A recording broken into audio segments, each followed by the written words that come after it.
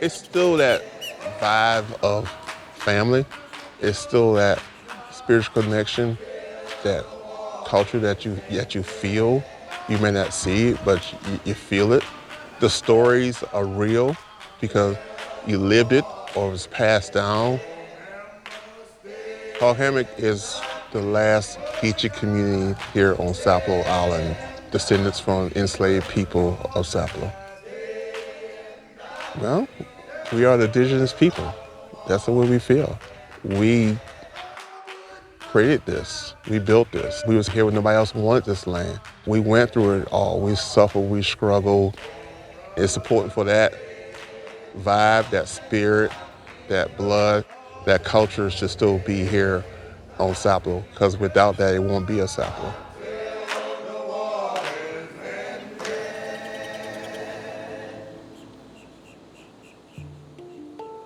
My story.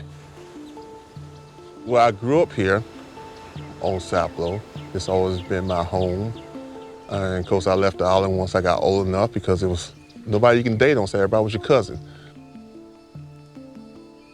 My mother, Cornelia Bailey, she fought for this community for a long time. She got a lot of things done. She helped save this community. So she's been doing this work her whole life to protect the land and the culture of Sapelo Island. She passed away in 2017. When she passed away, the focus kind of shifted on me because, oh, you're the son of Cornelia Bailey. You should. So all that shifted, and I came back because I realized that we didn't get anywhere. We were still struggling.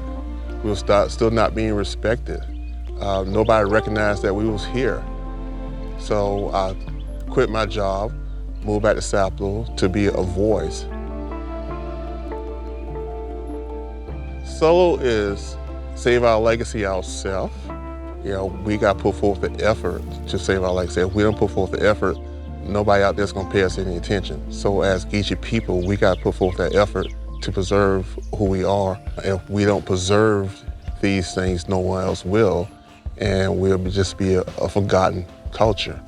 And we don't want to get to that point of saying we were Geechee people, or this was our culture, or this was our community. Our window of surviving is under 5 years.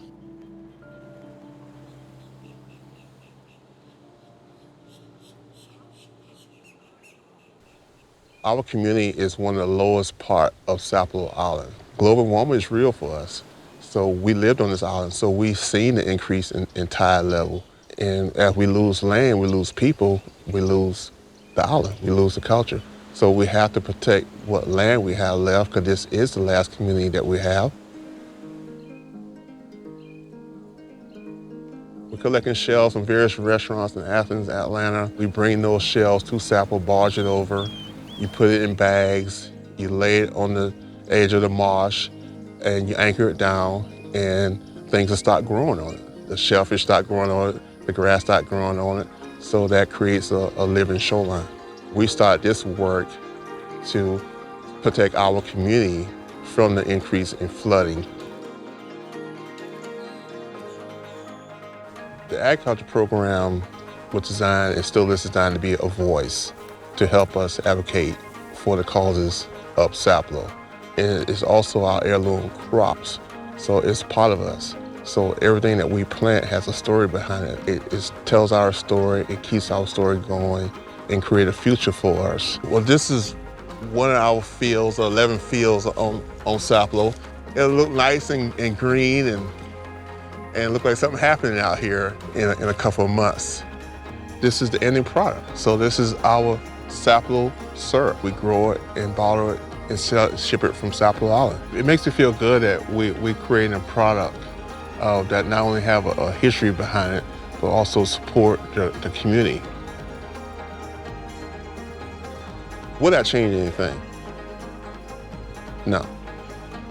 No, I had the opportunity to leave Sapelo and do other things, but I'm dedicated to this. I believe this is my calling to protect this Geechee culture on Sapelo. We are the people of Sapelo. We are the spirit of Sapelo. We're Geechee people.